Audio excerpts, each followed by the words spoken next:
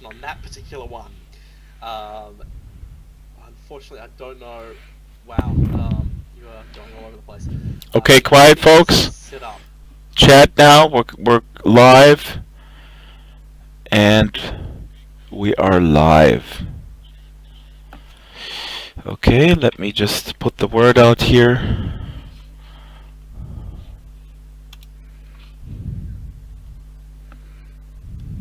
I'm afraid Mal may need to relog. Just be wary of the couch. It's a people eater.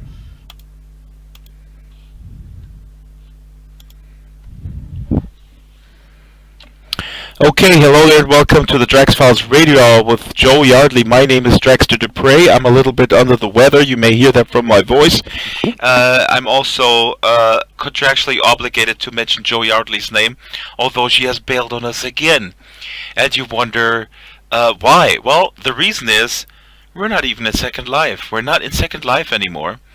We're in space, and we've been here before. And the funny thing is that Justin Esparza, who does these wonderful images every week for the Drax Files Radio Hour that kind of sort of summarize the theme of the show. I call them thumbnail, but that's really not giving them credit. I use them as thumbnails, but basically the featured image of each show. He said, hey, I'll see you at the live show in 5 minutes, and he realized we're not in Second Life today. We are in space, and we'll talk about what space is if you're not familiar with space. Again, we've been here before, and today, as you can see, we are in front of a tremendously huge audience of, I think it's about 4 people.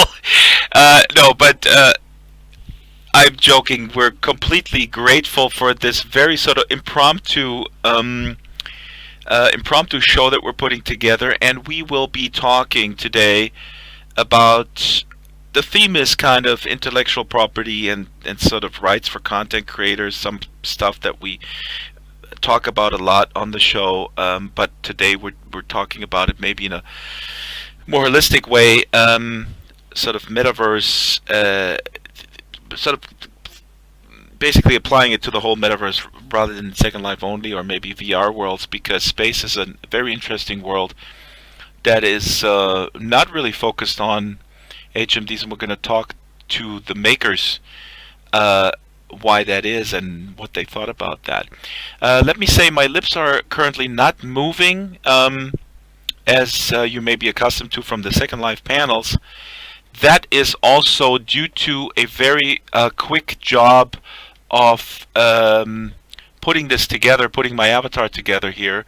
There's actually I literally brought his avatar in half an hour ago. So oops. I apologize. Wait, somebody's talking off camera. You weren't on camera, but you are now. And here's Adam Frisbee. Oh. Adam Frisbee, you're somehow involved with this world. You are with the company who makes this world, which is Sinewave Entertainment. Please introduce yourself.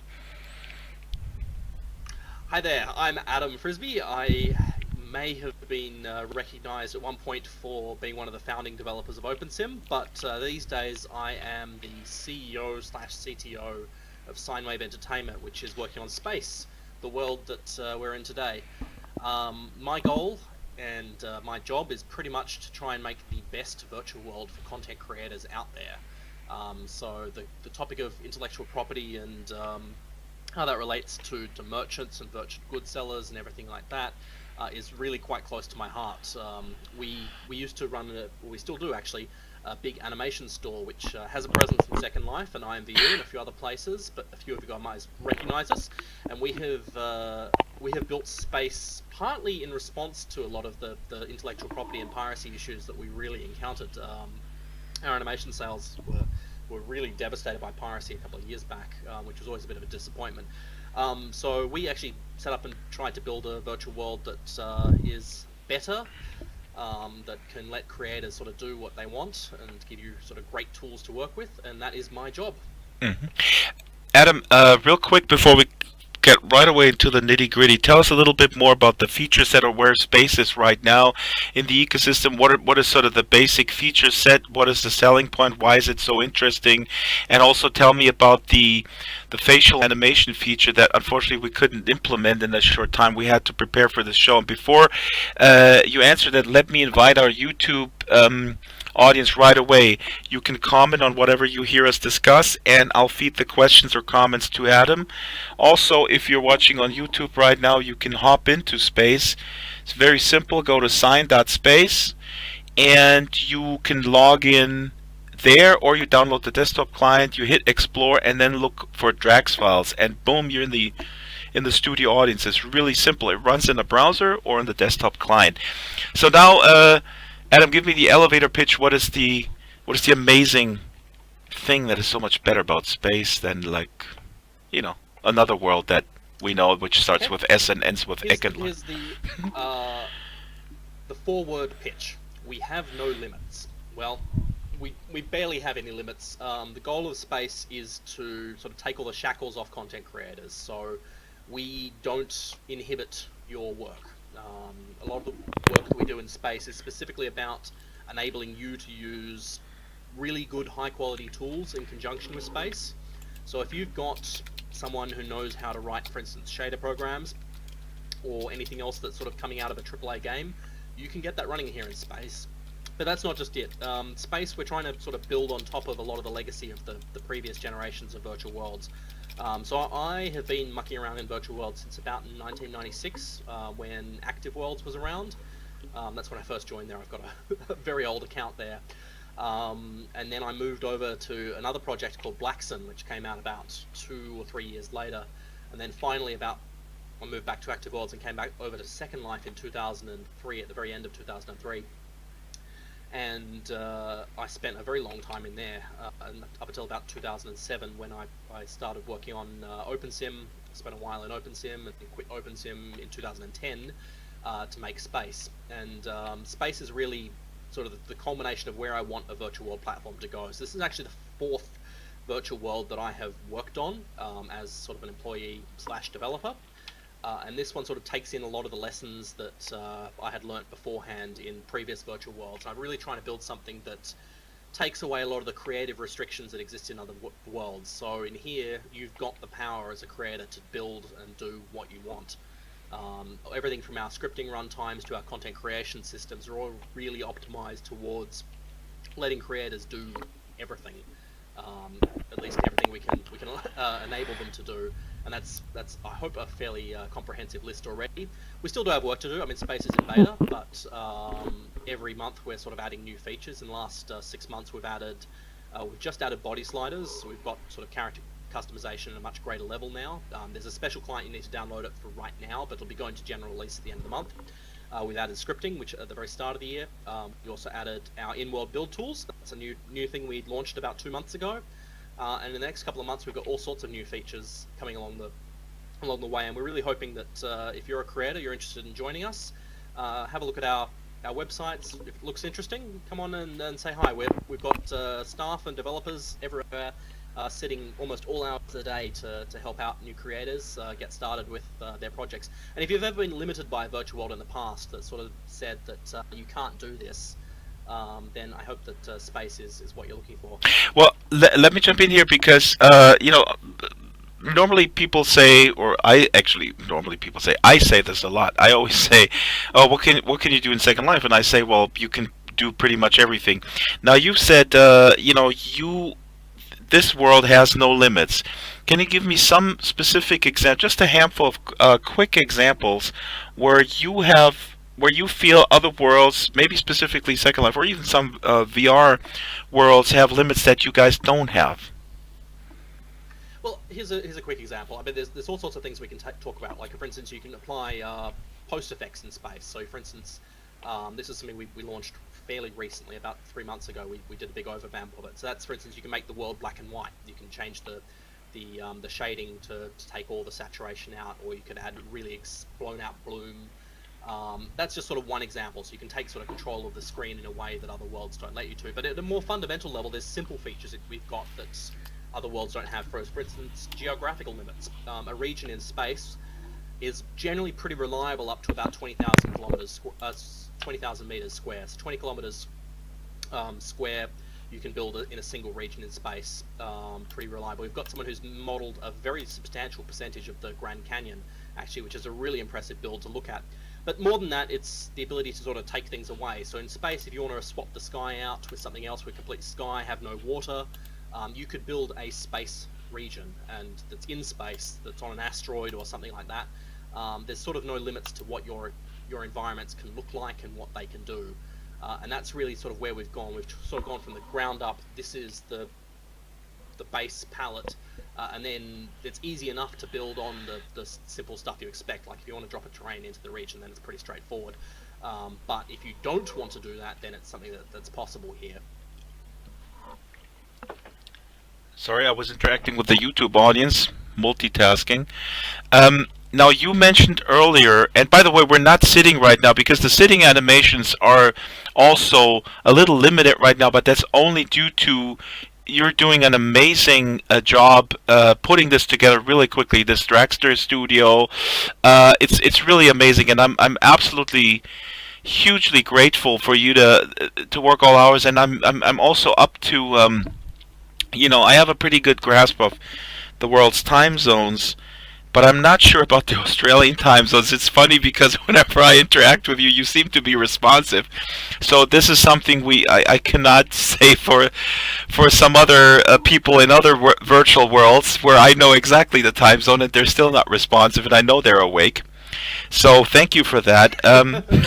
We have another addition to our small impromptu panel, and this is a name that might be familiar to a lot of people in Second Life. Mel Burns. Mel Burns, can you hear us? And I think you have to press the Alt key to talk. Yes, can you hear me? We can hear you. Amazing, Mel. Introduce yourself for the people who don't know you, and I don't know who wouldn't know you. Well, I don't know. I'm noticing that the keystroke I'm now pressing seems to be animating me too, so I'm crouching down, even if I'm not sitting down. Anyway, yes, thank you, Draxter. Well, I was surprised to be here, or by the last minute. I've been around, I suppose it's about 11, 12 years ago since I joined initially Second Life, and have later moved on to OpenSim, and now I'm building studios here and in High Fidelity, having been based mostly on OpenSim for a few years now. Yes, indeed, this avatar doesn't look like mine, unfortunately. You've done a good job on yours, but... That's all Melio's work, by the way. That was initially done for VR Chat. I have to give credit to Melio. She started that when I was interviewed on VR Chat last year, and she put this together. I also used this in High Fidelity. Mel, sorry to cut you off. I want to... Go ahead. Yeah, I saw you in High Fidelity, and I thought, oh, look at old Drax, he's the same everywhere. But yes, indeed, it's branding. It's my core. It's my core brand proposition, Mel. It's filthy dreadlocks and and cargo pants. Unfortunately, Palma Lucky, co-founder of Oculus, stole my flip-flops. Sorry, go ahead. Oh well. Yeah, well, you asked about me. Of course, I for those who don't know, I actually host a weekly Metaworld news bulletin, and most weeks we also have an open-ended chat show called the In-World Review, where we have you've been on it a few times, and various people talking the business, so to speak, mostly about the hypergrid, but also social virtual worlds. So let me go back to Adam real quick, and again, I prefer to stand because it looks good. We can sit a little bit later, but I think we're. Oops, I'm maneuvering the camera around here. I actually really like the camera controls. The viewers on the. Oh my God! Here's Justin Esparza. Just want to give a shout out to. This is a lot of fun. Justin Esparza, as I mentioned earlier, is doing the art for the featured image of the podcast every single week and kind of sort of summarizes what the hour is all about with a variety of sort of a composite image, which I really, really love. And I think I'm going to put that up for sale as a poster or something. Adam, you mentioned earlier, and this is kind of the unofficial topic for the show. You mentioned earlier that you, of course, started in Second Life. You're still selling animations, and you had issues with being copybought and being ripped off.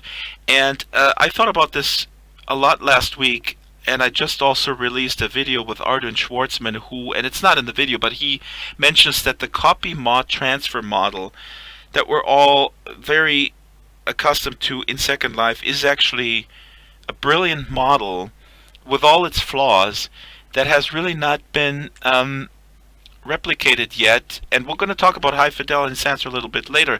But I want to hear your opinion on the plus and minus of the copy mod transfer model, and what are you guys doing better to protect theft in virtual worlds with content. And again, I just also want to mention real quick that I'm not expecting you to solve a problem, or your company to solve a problem that is an issue or has been an issue since the advent of any type of digital file sharing. Obviously, that destroyed the music industry to a large extent, or the old version of the music industry. But what do you think of the copy mod transfer model in Second Life, and what are you guys doing better? So we looked at permissions initially. I mean, we thought a lot about permissions over the time. Everything in space is copy, but not really. It's the way we've got a licensing model, and basically what happens when you buy the item in the shop, you get a license to that item, and you can sort of, if it's a furniture item, you can use that item multiple times in your regions. What you can't do though is transfer the license and keep your copies. So the moment you transfer the license to the item to another person, so if you send it through the mail system or however else you transfer it to another user, all your rights to that item disappear. And that means that, we have to add real quick that the mail system within Space is basically your transfer model. That's how you transfer inventory items, correct? Yeah, that's how we transfer things at the moment. You can also do things like you can sell items to another person through the mail system. So I could actually have sold you your avatar, and you would have had to pay me to accept the delivery, or it would go straight back to me. The model here, though, we tried to build this sort of, it's not really copy mod or transfer. It's sort of a hybrid of the three, and that way we can preserve the flexibility of the copy model, where you can actually sort of use one outfit multiple times, or basically make duplicates of the inventory item. But at the same time, you don't keep the ability to make a copy and then sell the copy independently. Space's model, it sort of delinks the two, so they're not completely separate missions anymore. They're sort of kind of joined together at the middle. The mod permission on its own is a separate topic, and that comes down to clothing customization. So actually, we've got a facility in here. It's currently a little bit hard to access because we've found some bugs in it, so we've pulled it straight out of the store, but you can actually go to certain regions to customize clothing items. So this clothing item I'm wearing at the moment, if you take a look in the crowd, there's a user who's got one of the default avatars on, Star Galaxy over there. Mm-hmm. You can see he's actually wearing the same t-shirt I am. The difference is I've actually dyed mine blue. So we have some in-world clothing customization tools as well. They're sort of designed to let you do decal stamping. So I don't know if anyone's played APB. They've got a fantastic clothing editor based on decal stamping.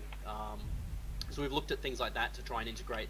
Well, we've got some more of those coming down the pipeline in the second half of this year to expand the sort of the customization options, and they also work within our model. So you can actually modify the item and then transfer that item to another. You can sell that clothing item to another player, but you can't make copies of it. So they sort of become limited edition items that have been personalized by an individual. We actually think there's a whole sort of market, if you will, for people who take other people's shirts and items and clothing that they've made, buy copies of them, and then customize them and then put them up in the auction house or whatever else we've got in here. I do think that user modification of items is a great thing to encourage. The problem has been that it's been a huge customer service load for a lot of creators, so they don't really want to encourage it because it's easy for users to break things. The difference in our model, and especially the one we're going to be building, releasing in the second half of this year, is going to be the ability to sort of revert those changes back. So no change you make is destructive. You can always sort of revert it back to factory defaults if you want to, if you've screwed it up too much. So the sort of goals is that we go beyond the permission model here. We try and sort of look at what the limitations of the permission model are, and then take it a step further and see how we can actually fix the weaknesses that model has. Because it's a good model, but it's not a perfect model. I'm just fielding some questions here on the YouTube channel. Kathy Foyle, hi Kathy, it's great to see you. We have to catch up. Kathy is asking, Kathy from Maya Star in Second Life. Kathy's asking, does Sciencebase have a derivative system like IMVU? You mentioned earlier you're also selling an IMVU. And before you answer that question, a quick 60-second anecdote. I was in Frankfurt, Germany at a VR event, and I wore my Dragster t-shirt. And this is a true story. The guy who runs the hotel, so I go out for a little evening walk. I come back, I see him smoking at the entrance, and then he says, "Oh, excuse me, can I talk to you for a minute?" And I go like, "Yeah, what is this about?" He says, Are you affiliated with that Dragster show on YouTube, Drax Files?" And I go, "Yeah, I'm kind of affiliated with it." "Oh yeah, can you talk to my wife and tell her that Second Life is so much better than IMVU? Because I learned from your show you can actually make money in Second Life, and what she does in IMVU is just spending money." Anyway, so that is a true story. So I gave him my card and said, contact me anytime. He never contacted me, but that was the one and only time I was ever sort of recognized. I felt like Bon Jovi there for a second. Okay, so but go ahead. Derivative system, I think was the question. Yes. So we've been looking at that for quite a while. It's on our roadmap. If you go look at our public feature roadmap, it is actually sitting on there to add a derivative system. It's actually fairly close to hitting the top of our to-do list. So we've got a sort of ordered to-do list that sometimes gets randomly reshuffled. But at least at the moment, the to-do list has a derivative system fairly close to the top. Because again, it's a really good system. And we can actually do a bit more in the derivative system to sort of protect against creator item theft and things. We can actually sort of encourage forcing the derivation tree to be honoured. All sorts of little bits and pieces we've got in our chain. So we think we should be able to do that, and actually we are going to do that, because it is a good idea, and I'm very happy to integrate good ideas into space. So if someone comes up with something that's brilliant, then you can certainly say that I'm going to be looking at it. I want to bring in Mel real quick here because you mentioned High Fidelity earlier, and one of the things that is baffling to me is that High Fidelity still to this day does not have a marketplace where, well, they have a marketplace, but you can list things, but they're essentially free. And High Fidelity has been around for 3 years, not publicly, but that admittingly, but it is surprising to me because Philip Rosedale, co-founder of Second Life and now heading High Fidelity, is known to, as a public speaker, to always stress the point to empower creators. And High Fidelity to this day has no way to really monetize content. And I know a handful of people personally who came in there and then left because there is no such system, and there's also no real protection to theft. Mel, what are your thoughts on that? As I guess also kind of a part-time High Fidelity dweller. And I think you have to press the Alt key to talk.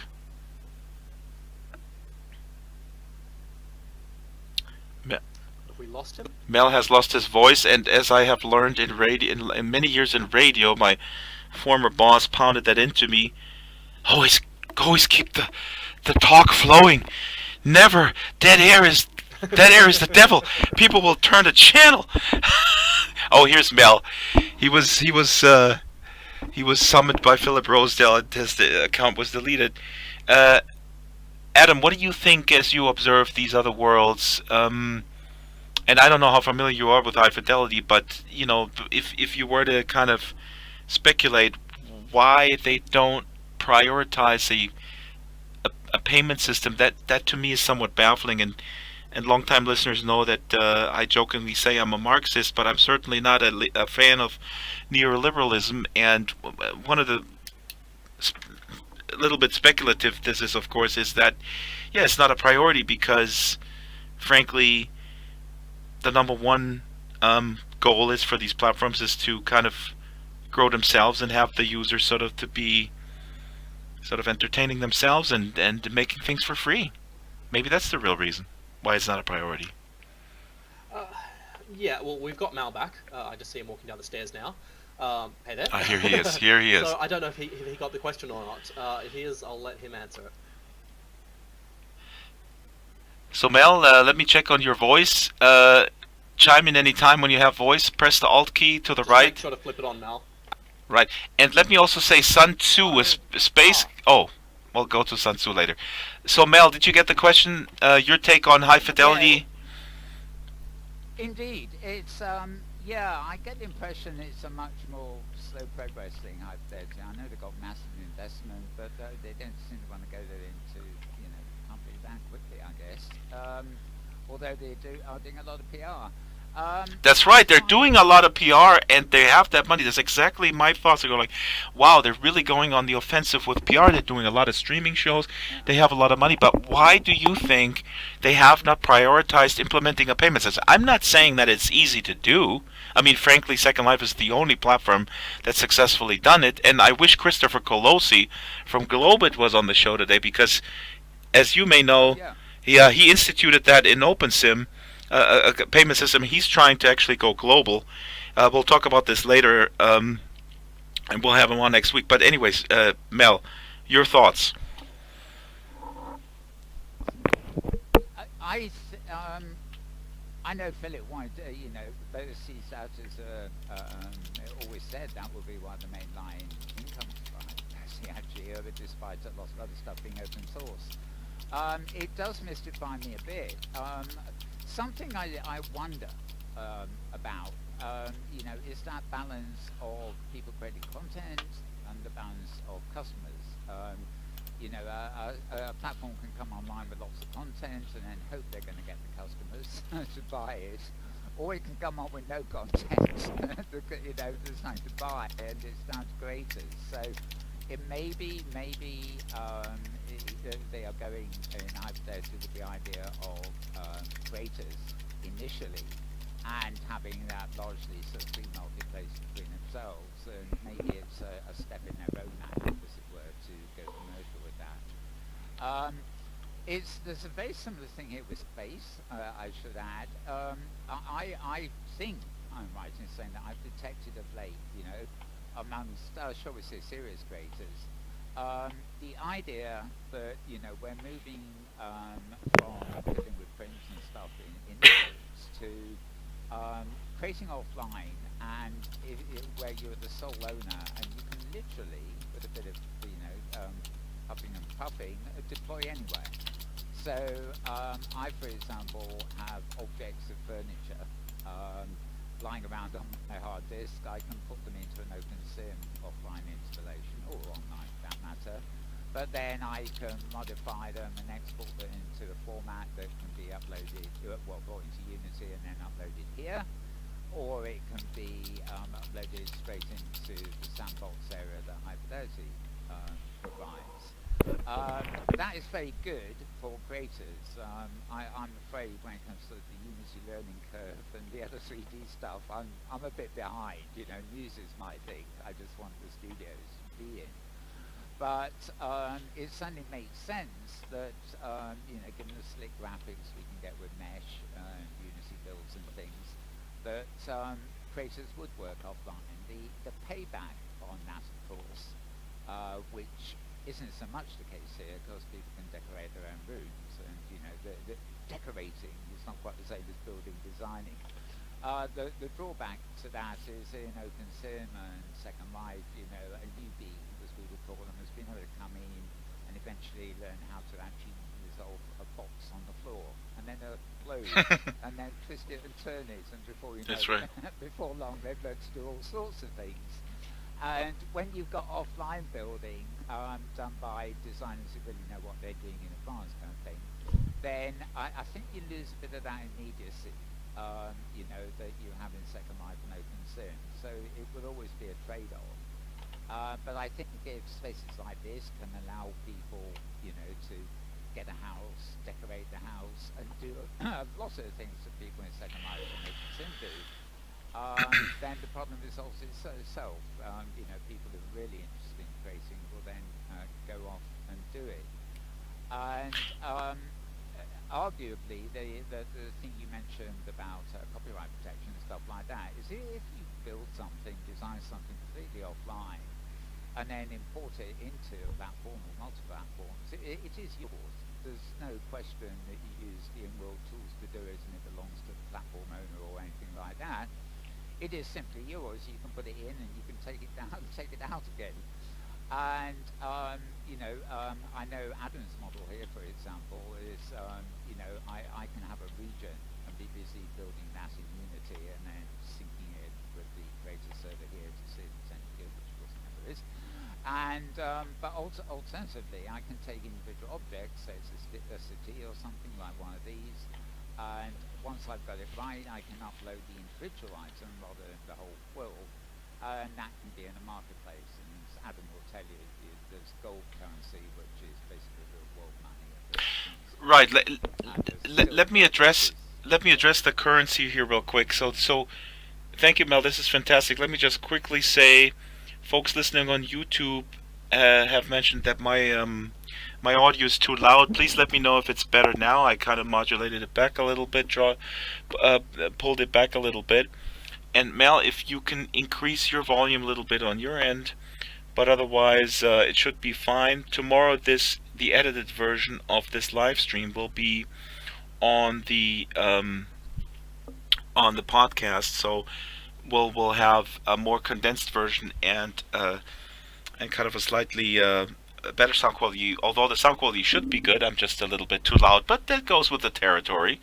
I just talk all the time, so I'm louder. Excuse me, and I'm also under the weather. But so I would like to also welcome Sun Tzu, and he probably, I don't know if he's ready to come onto the stage and join us with the discussion.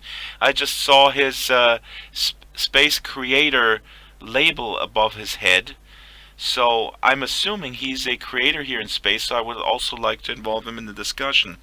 Now, Mel added a whole bunch of interesting thoughts here, and one I want to throw to you, Adam, which is the strategy of these worlds. I think last time when you were on, we talked about High Fidelity and Sanser, the two big players. I think, in my personal opinion, VR Chat has also emerged as an important player in the VR world space. I would like to know your thoughts on their strategy, which is to court creators and how they do that. And because you guys are doing the same thing, and I guess the chicken and egg dilemma here is with these new worlds, how do you create content? How do you entice creators to spend time on your platform to create content that then entices the masses to come in because they see, hey, this is a world that has the best content? How do you do that? And in your mind, is High Fidelity doing a good job watching from the outside? Are you concerned about other worlds? A whole bunch of questions. I pile on. I love to pile on. Go ahead. Yeah. Okay. All right. So there's all sorts of questions here about sort of how are we rewarding creators, how other people are doing. I guess there's all sorts of topics. So first one, we do have currency in here already. It's been live since day one. We've done a couple of cash outs now for creators. We've got a slightly different model here that we actually skip the whole exchange market nonsense. If you're a creator here, someone buys your item with gold in the store, so gold's our paid currency, and you can optionally choose how your stuff is priced. Someone buys it with gold, they basically convert to USD the moment the purchase is made. Is that a similar system, real quick, to jump in? Is that a similar system to Second Life? Is also tied to your credit card, and then you can take the money out with certain limitations?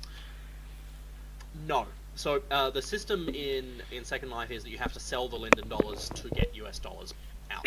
Our system, we just pay you in US dollars flat. There's no selling of the gold back into the exchange. What we do is we just simply convert it to US dollars and add it to your account balance as and when the purchase is made. And once the account balance crosses over a small threshold, we'll bank transfer it to you, basically. So it's a very straightforward process. It's automatic. So we'll just routinely send those transfers out on a regular basis. So you don't need to sit and worry about sort of how the payment systems happen. There is a little bit of a delay without cash outs, and there's a reason for that, and that's actually to do with money laundering. It's possible, money laundering and fraud, it's possible for someone to buy gold with a stolen credit card and then try and cash it out. So we do hang on to it for longer than the chargeback period, just to make sure that isn't the case, because we can't afford to float someone's $90,000 route through the system, as has happened to a couple of other open sim worlds and things. But effectively, the process we've got is substantially simpler. The other benefit of the waiting period, and this is actually one of the key reasons for it, is also to prevent piracy. So if someone uploads pirated content into the platform, gets past the review processes and all the rest of that, there's a sufficient time period to allow us to catch it before they actually profit from that piracy, which again is all about removing the incentives for pirates. So I guess looping back to our main topic, in terms of how other people are doing, I'm probably not going to be drawn into to commenting on other virtual worlds. I'll only say that if people come up with good ideas, and I think there are a few coming from the other worlds, then I'm absolutely happy to consider them being added into space. I think that it's important to sort of keep an open mind and see what people are doing well. Your final question in that group of questions was specifically about sort of attracting creators and making things interesting. Our model is we're trying to make it as easy as possible to do sophisticated content design in space. One of the things we've added very early on was actually the ability to bring in clothing from Marvelous Designer, for example, straight into space without doing any weighting or rigging. There's no LOD calculations, none of that stuff that you'd have to learn how to use Max or Maya to do. You can actually design in Marvelous Designer, import into space, use our automatic weighting and rigging tools, and get it in. You can either then apply things like cloth physics. In fact, I may swap my avatar in a moment to an avatar that's got full cloth physics on. It's one of Black Opal's items that is in the store, and it's actually great. It really does look great with the cloth physics in play.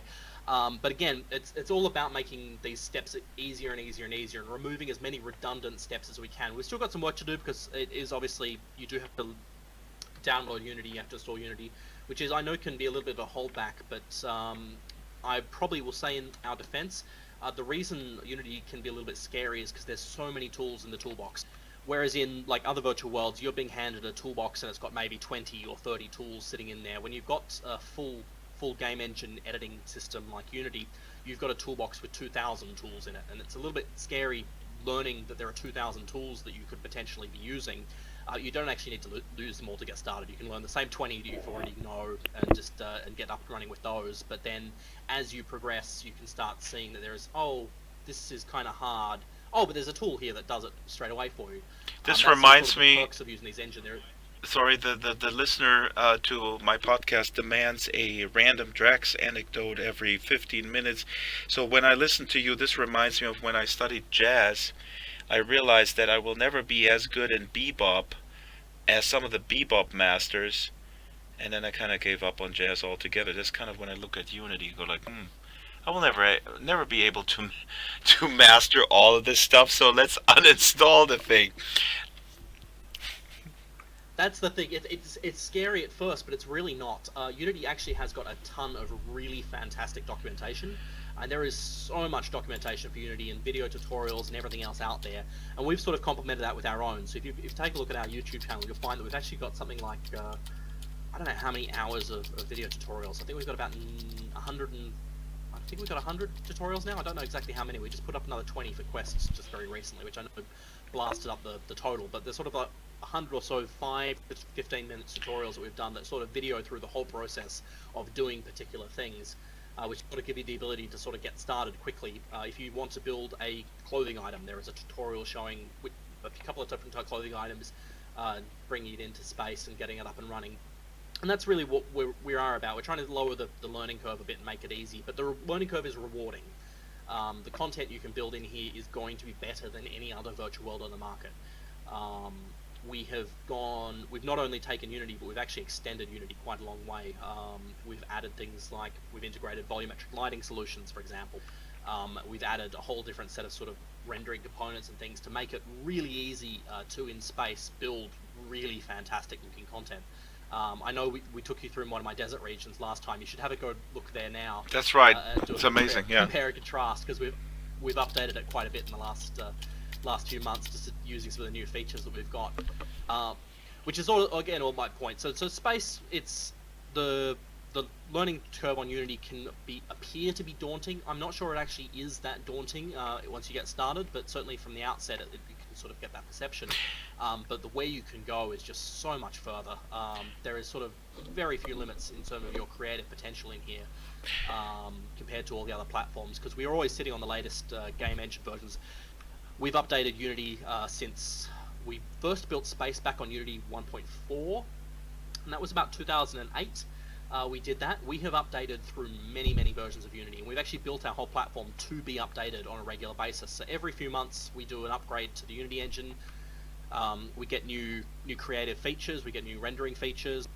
The whole sort of engine gets a revamp, and that means that we're always sitting on the cutting edge of game graphics facilities. So in here, for instance, you can't really see it because they're kind of blurred, but that's somewhat on purpose. But the wood floor on here has got reflections, for example. It's got real-time reflections, and as you walk around, Right. you'll actually see that they are there. They are real. Zoom in here. That's one of the sort of the new cutting-edge AAA techniques. It's called screen-space reflections. It's a very common technique in modern game engines now, but I think that at the moment, Space is the only virtual world that actually has it. And that's sort of the point, that we are always sitting on the top of these new things. So when something new comes out, we can update Unity, get advantage of a new feature, and then all of our creators suddenly get access to the work of 2,000 people that are employed by Unity Technologies and everyone who works at Space. So it's sort of a collaborative effort. Here's Judas Shuffle just arrived on the YouTube chat, and he says, looks like Second Life. If you remember that, it looks very static looking. Okay, Judas always has to be provocative and to play a devil's advocate. You kind of addressed that earlier too, and you know, addressed that. Let's go to another region at some point. Yeah, exactly. The show, we can hop into Sudan, which is exactly. Right now it's static because we're standing around here, and this is not. We're not wearing HMDs. And Adam, I will ask you a little bit later about your decision or your take on the growth of VR as it is defined by Silicon Valley, meaning, you know, HMD compatible. Oops, I see here. Oh, there you go. No, I think also Judas' comment was sort of in response to VR worlds HMD compatible. We're gonna get there in the show, Judas. Just stay on. I want to throw in a couple things. Well, first of all, thank you for the audience. In-world audience is sparse, but that is to be expected. There was a very short notice, and thank you guys for coming. Rocky Constantine, who is a listener, came in, and also Sun Tzu, please stay put. I will ask you a question eventually, before the hour is over, I promise you. Let me also then remind folks that we have the gold currency, which is exchangeable, as we mentioned. Now, let me ask you, Adam, and then Mel, you can jump in. Oh, no, you know what? Let's go to Sun first, because we were on that topic. Sun, you are a space creator. What do you like about space versus other worlds that you have possibly tried? And maybe you have tried other worlds, I don't know. Now, I'm going to have to butt in here. I'm going to Yes? have to slightly burst your bubble, because Sun is actually one of our community managers. Oh! So he's not entirely an unbiased source. Oh, he's We do biased. have, however, some creators in here. Yeah, we've got a couple of creators in here. We've got James, Spiral. You guys I know are creators in our program. I think, Derek, you've uploaded stuff now. So there are a couple of people in our audience. I don't know if any of them are brave enough to come up to the stage and answer that question. Come to the stage. And meanwhile, now Adam, and I asked you this last time, what is fascinating to me is that you guys have not focused or joined the hype in, you know, shouting around, hey, come to us because we are VR. Everything is VR. Everything goes crazy. We had a show last month that we called The Trough, because people are already talking, oh, is VR in the trough of disillusionment? You see articles that talk about the lack of HMDs being sold. Then, of course, you have the counter argument, well, it just takes time, and the next generation of HMDs is coming along, and it's going to be untethered, and blah, blah, blah, blah, blah. Now, you guys made that decision to really focus on on a virtual world that is not necessarily putting VR up front. Why is that? Where do you get the confidence that somebody like Judas Shuffle, my good friend, who is on the chat, will say, I'm not gonna go into space because it's boring because I don't have hand tracking. Oops, Adam just lit on fire. You cut out a little bit at the end there. You still there? Yeah, I'm here. Can you hear me? Yeah. Okay. So why did we not get on the VR hype train? So actually, I have a Oculus right next to me. I have a HTC Vive. No, it's Vive. It's a Vive. I got told the official pronunciation recently. Vive la France! Right next to me as well. Yeah, Vive. I have both of the major headsets in my office. I've actually drilled holes into my walls to put up the room space, so I've got a nice little 2-meter square environment, and I am testing space in there. My problem with VR is, and I said this last time we had a sort of a half an hour discussion on this, is specifically that I do not think that the technology is ready for a wide audience yet. It is great for enthusiasts. It has gotten so much better in the last year than it was a year ago, and it's so much better than it was 2 years ago, by 10 times that amount. But, and here's the magic but, it requires basically putting down $3,000 worth of money to buy a high-end computer and the equipment involved. It is not approachable for an end-user audience. There is still huge problems with motion sickness. They are getting better. There is still huge problems with the uncomfortability of the headsets.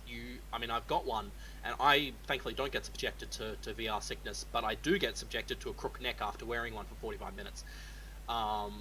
They're not lightweight enough. They're too expensive. There is all sorts of problems sitting with VR, and I do not think that it's a wise move for us to target VR as a first market, because I think that there is a far wider potential with things like mobile. We've actually got some experimental mobile clients you can get from us if you ask nicely. I'm asking right now. Nicely. In the web browser. I'll toss you one of our Android clients later. I've got a web browser client. That's been something we've been building because it means that people can hotlink people straight into scenes. I know there are some issues with that, but it is getting better every day. We're waiting a lot of the browser manufacturers to sort of fix their stuff to get it working right. But it is improving every month. And we're working on the PC desktop client. I mean, these are all things that should be addressed, I think, first before we do VR. Now, that's not to say I don't think VR has potential. I think that it's actually a lot of fun. There is a lot of very cool stuff with interactivity in VR, and I've actually been adding that stuff into space in my spare time. That's sort of one of my Sunday afternoon projects, has been getting some of our VR support in so we can actually drive and act our avatars around. But I just don't think it's the right choice for a next generation virtual world to pitch first, because I think it's too small a market. When you look at the Steam VR stats, I know they've been posted around the place recently. I mean, there's no more than 500 concurrent VR sessions at once. I mean, this is on a platform with tens of millions of users. That's right. Steam's concurrency can hit tens of millions of users, and we've got 500 using VR equipment. It's just not there. So if we build for VR first, we are cutting out 99.9% of the potential audience, and I think that would be a silly mistake for us to do. I have to add anecdotally that, and Mel, I want to go to you next, and Sun Tzu. I mean, even though you're biased, I mean, this is like a 1-hour commercial for space, let's face it. Adam, please wire me the 100,000 gold later when we're done. Just kidding, folks. Can you guys still hear me? Oops, I hope. Yep, we can hear you. Okay, great. Anecdotally, in high fidelity, whenever I go in, it is also the very small handful of people, and it's always the same people around the same time zones. There is the fragmentation problem, and the problem that Second Life has never solved persists in VR, and it's maybe even compounded. And I couldn't agree with you more, Adam, that the verdict is out about, if this is really the time in history where VR is getting the mass consumer adoption that everybody has been talking about for decades, frankly. Mel, what do you think about VR. We have. Oops, we're almost nearing the end of the show. We've got 10 minutes. If any creator, space creator, wants to join us on stage, please hop on stage, and I'll ask you a few questions. Don't be shy. Come on up. In the meantime, Mal, what do you think about VR as it is defined by the industry, meaning you have to wear a headset? Is that the thing? Is it the time? Is it over for everything that is not HMD compatible? Oops, and Sun Tzu just morphed himself into a female, and Adam too. Mel, can you hear us? Let's hope Mel can hear us. If not, we have a whole bunch of questions here on the YouTube channel. So, Mel, I hope you can hear us. Maybe somebody can IM Mel. Kathy was asking about the avatar system here. Does ScienceSpace have a standard or default avatar? Again, Kathy's making the MayaStar plugin for Second Life, and has recently added a fantastic, and Kathy, please remind me of the product name, plugin that makes it possible to interact with voice commands with Maya. Okay, Mel crashed. Adam, what about the avatar? You guys just morphed avatars. There is a standard avatar, right? And you can do whatever you want, just like I did. I mean, I imported it. Go ahead. Can I get you to post a link in the Twitter feed, in the YouTube feed? Yeah, and then I'll... A demo of the morphing. Right, because Kathy's also asking about the mesh deformer. People may recall that Carl, formerly Linden, was tasked to create a mesh deformer in Second Life, and Kathy's asking about the mesh deformer in ScienceSpace to work on custom avatars uploaded on ScienceSpace. So if you grab the creator viewer, so we've got two viewers. We've got a preview viewer for creators. They can test their stuff works before we release sort of major features like our deformer. The creator viewer has got the deformer enabled in it. It'll be going to general release on the 30th of this month, but you can download it now and mess around with it. I just put a link in the YouTube chat. In Slack, so you can grab that and put it in the YouTube chat. You can take a look at it. You can have a look at my Twitter feed. It's at Adam Frisby, Frisby. You can also see some stuff I posted there. So we've got both a standard avatar and and morphing. We've been adding more and more to the standard avatar. So it started out. I mean, I'll be perfectly blunt. Our standard avatar a year ago was awful. Our standard avatar 6 months ago was a little bit better, but still not great. Our standard avatar in the creator viewer today is a lot better. We do need some skin creators to come in and do a better job, because we think the mesh, underlying mesh is actually pretty good for the one we're updating to now, but we do need some work on the skin. So if any skin creators are out there and want to get in on the ground floor, there is a wide open market for you.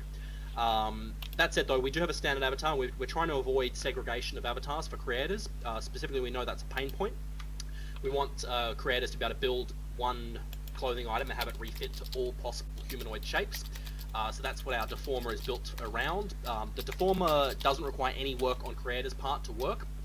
So we actually do it based on a bit of math on the body shape translations.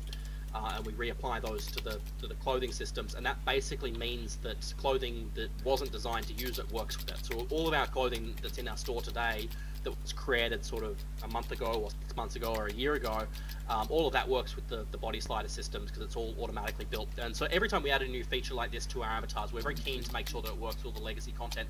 So it means that there's no effort for creators to actually take advantage of the new feature. Mel, go right ahead. Sorry, Mel is back. I am back. For some reason, I just lost voice. I could hear you fine, but it wasn't responding here, so endless relogs, which is unusual, I have to say. Hold on 1 second. Hold on 1 second, Mel. I want to bring you in, but Jessica Wrigglesworth is joining us on stage, so you're coming up right after Mel, Jesse. Don't disappear on stage. I want to hear your take on all of this. Mel, my question was about virtual VR worlds. So what is your take on them? Yeah. Well, the first thing I thought of is you asked me earlier about Hyperfidelity, and one flaw I think there is that it took me ages to find out a way to friend somebody in the latest High Fidelity because I don't wear a helmet. I'm a 2D screen person, and there is a magic key that now allows me to pretend I'm shaking their hand. But the reliance on that tech by High Fidelity, I think, is a very bad move. My personal feeling about VR tech is that it's wonderful stuff. I keep reading and posting links about engineers that use it to see deep inside engines and use virtual reality to do things, productive things that they've never been able to do before. But on the consumer front, people do not watch their 3D TVs. The Yeah. quality wore off. Consumers are not going to want to sit down in front of a TV or whatever with a darn space helmet on. Helmet on. No, better not use the word space.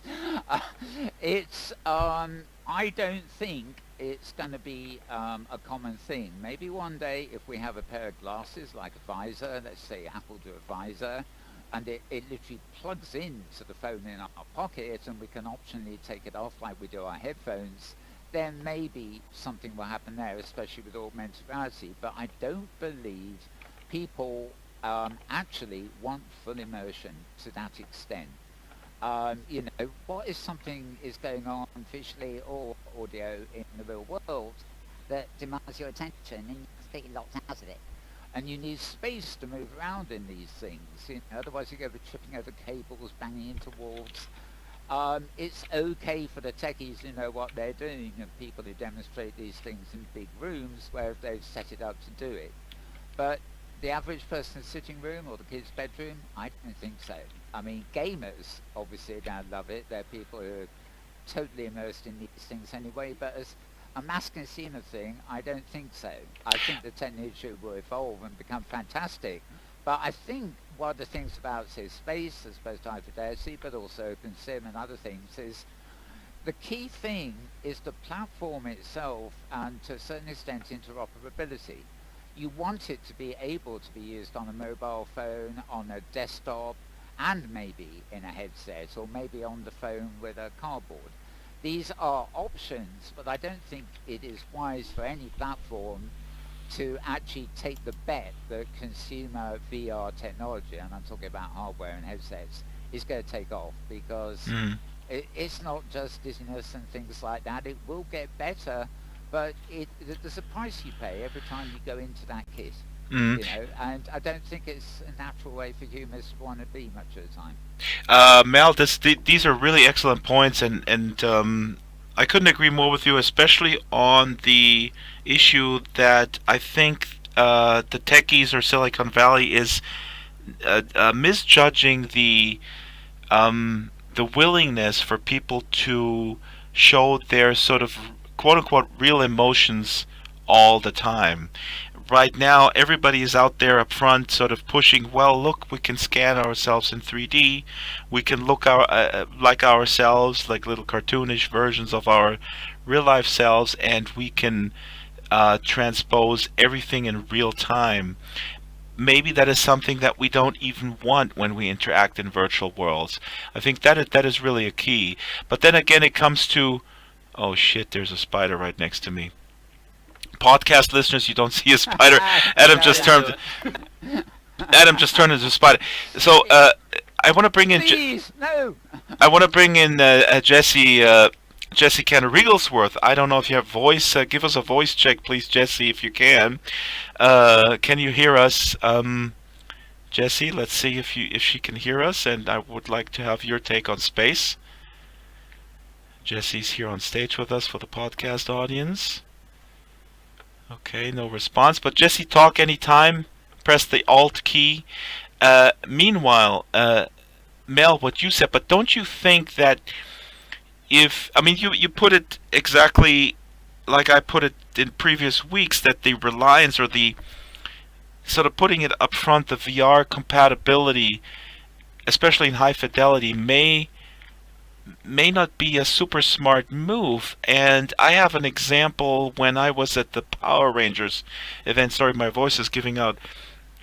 But there was a recent remake of Power Rangers with young Hollywood actors, and the actors appeared in high fidelity, and it was a live stream, basically a Q&A with the actors, front row seat, Hollywood type movie promotional tie-in thing. The actors were interviewed, they were all in avatar form, they were in high fidelity, and a lot of them didn't really know how to use their controllers, so they looked really awkward.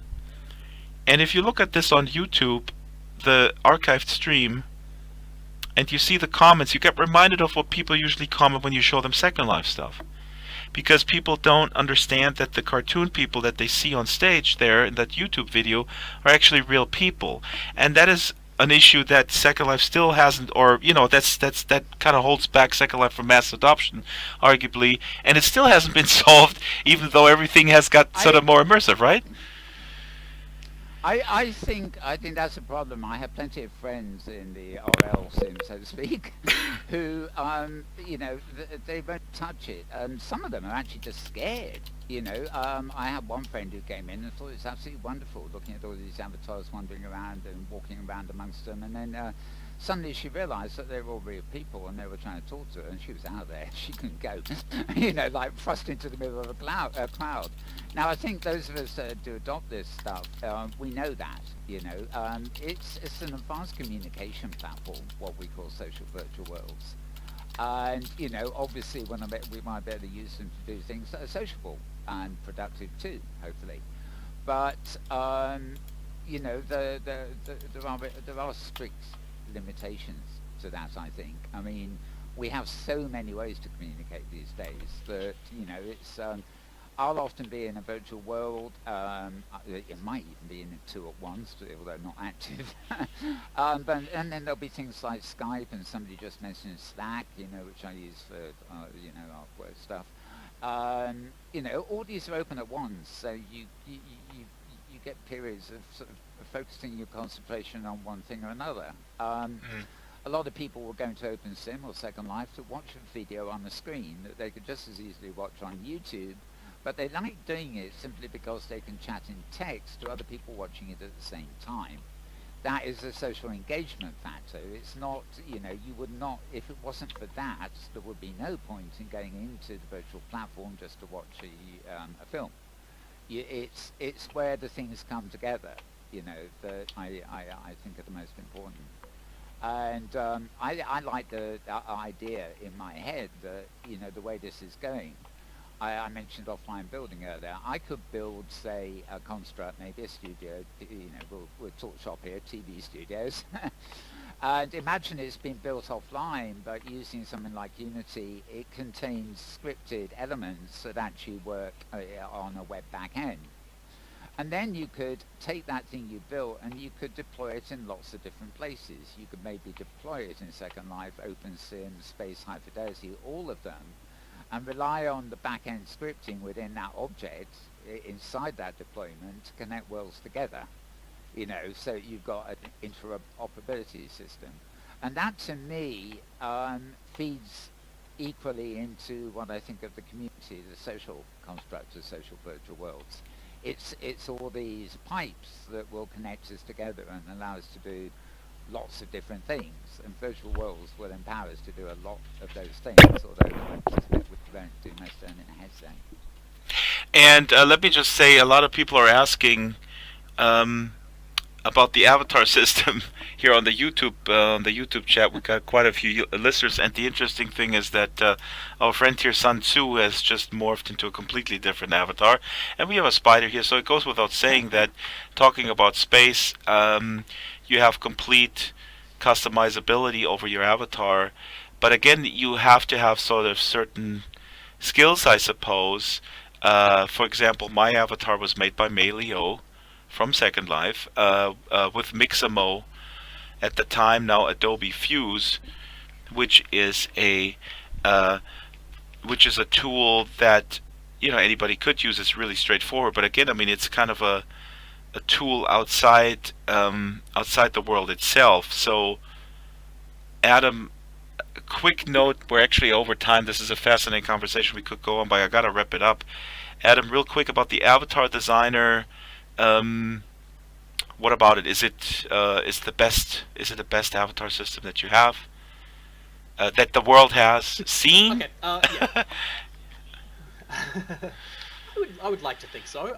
There is still more that we're missing from our avatar customization. So I'm not going to say yes, because there is things that we're missing that need to get added. What I will say though is that our avatar system is designed to be. I mean, we've got very cool features on our avatar system. So our base avatar, with the support for things like clothing and everything. I mean, not every new virtual world has support for clothing. In fact, I think of the next gen virtual worlds, we're the only one that actually has bothered to implement a clothing system, which is a bit. I would think that would be a high priority. But if you don't want to use it, you can sort of upload a whole FBX model with its own custom animators and everything, like the spider that I'm wearing.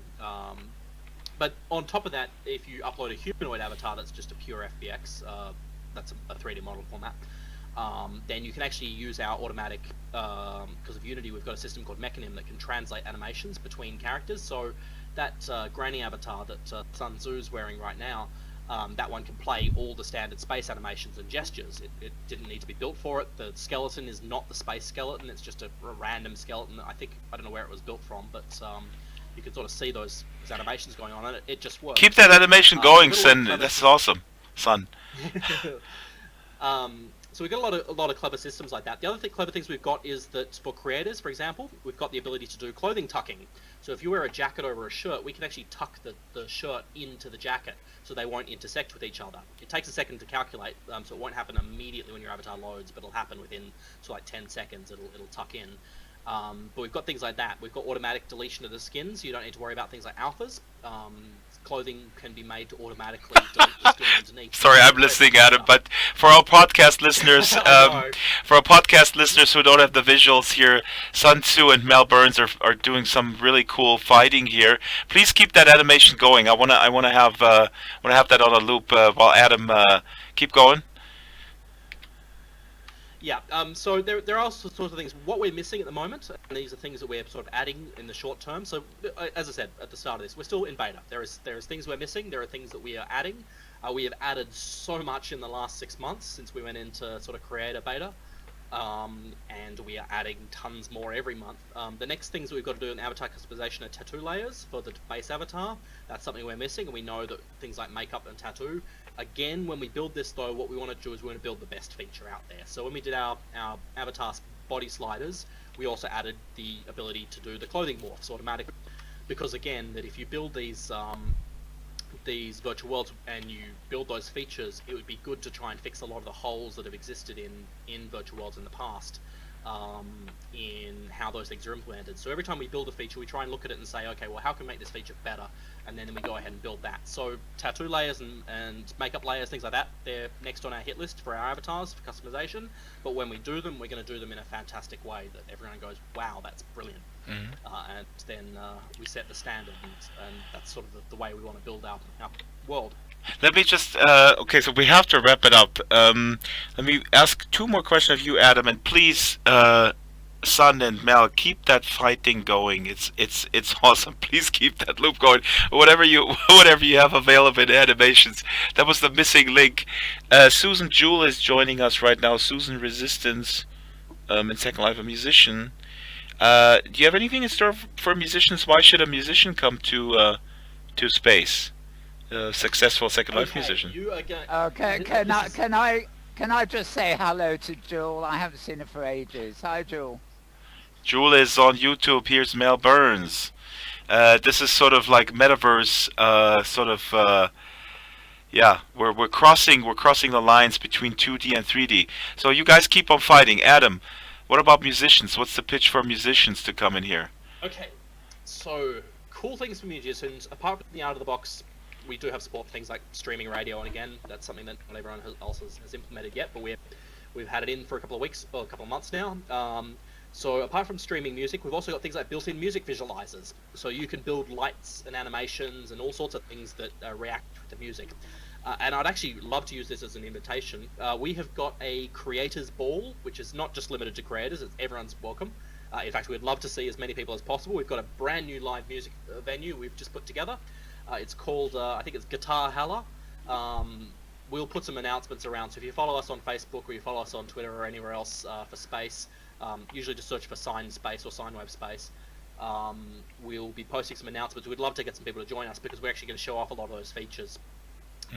We have things like lip sync support. It's a little bit messy at the moment to get in, but again, we'll try and clean it up to make it easier for musicians to come. There's actually a great video on our YouTube channel. If you look up Sinewave Entertainment on YouTube, you can find us there. I've got a singer that sings along to a song, and you can sort of see the mouth go along with it, and that's actually built from a streaming music component. So there's all sorts of little bits and pieces. Again, we don't want to leave any group behind. We really want to improve virtual worlds across the board. So we've done some work already on making it better to build live music venues. One of the other things we've got is higher concurrencies in regions. We have an avatar rendering system that can maintain 30 plus frames a second when there is more than a couple of hundred avatars in a region. I think we did a test of that last time. When we first chatted on our last call, I think we were walking through a region with, I think at the time it had about 500 avatars, 500 or 600 avatars, I can't remember. Yeah, that was completely full. I'm going to link that video on the blog post for the podcast. That was 200-300 or something. It was amazing. Yeah, I can't remember. We kept pushing it higher and higher and higher.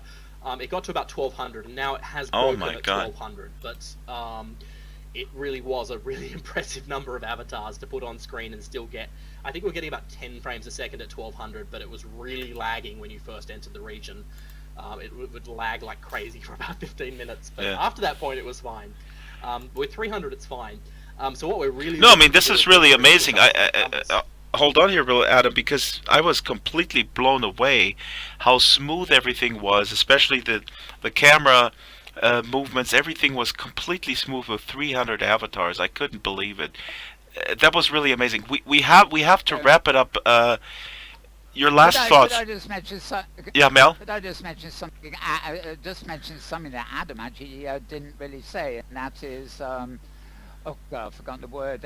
In terms of scaling, if you have like a really large music event, which you did ask about music, then they can actually set it up so a stage exists concurrently in different regions, so you can have almost unlimited audience, because there'll be separate parcels and audiences, but the stage can be shared. I think that got that right, haven't I? Yeah, we've got the sharding facility. So when you've got hundreds of, or thousands, or tens of thousands of visitors to a live music, we can actually copy the region instantly. So as soon as it crosses over the maximum number of people allowed in the region, it'll shard off and create another copy straight away, and the new guests will begin sort of rolling through that door.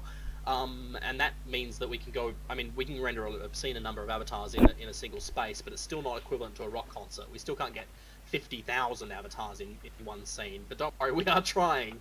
We would love to get to that point down the road, but I think that's sort of a 10-15 year project to get that kind of concurrency up.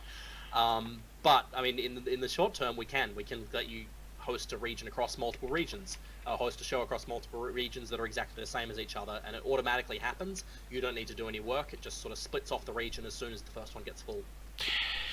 It is really amazing. We're going to wrap it up. Next time, I want to see all 192 spots here in this auditorium filled. Yes, so, please. Guys, if you don't show up, I know where you live.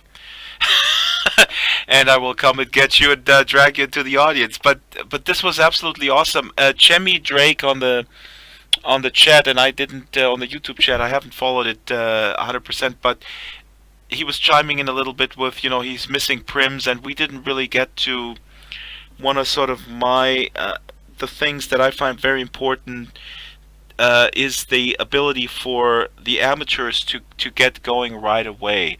I mean, you kept mentioning that Unity is, when you put your mind to it and you kind of sort of block out all the complexities and focus in, but Second Life had this very particular amazing ability to level the playing field because it's so easy to get started. Yeah, so we've been trying to actually level that playing field a bit more as well.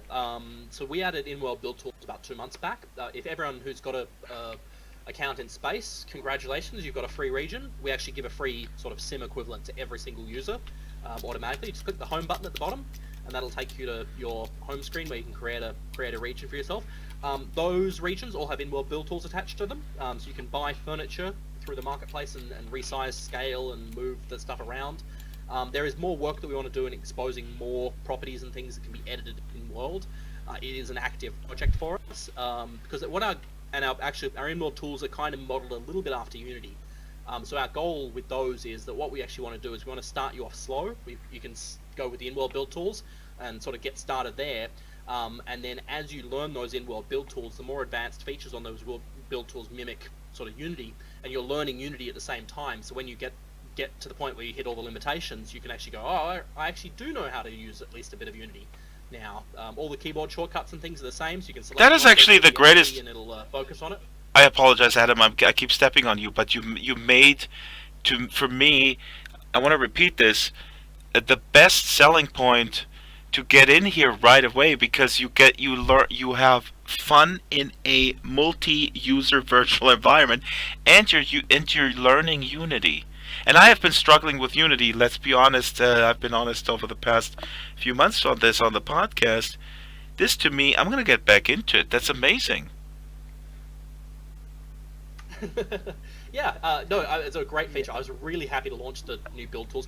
Again, there's another open call. I mean, I've got all sorts of open calls I have one for skin creators who are skin creator. I remind you, I really do want some more skin creators. Are you listening? I'd really be happy to. Yep, but also furniture creators, because we just launch this tool, and the furniture library's got a bit in it. We've got a couple, I think about a bit over 100 items in there now, but it's not enough.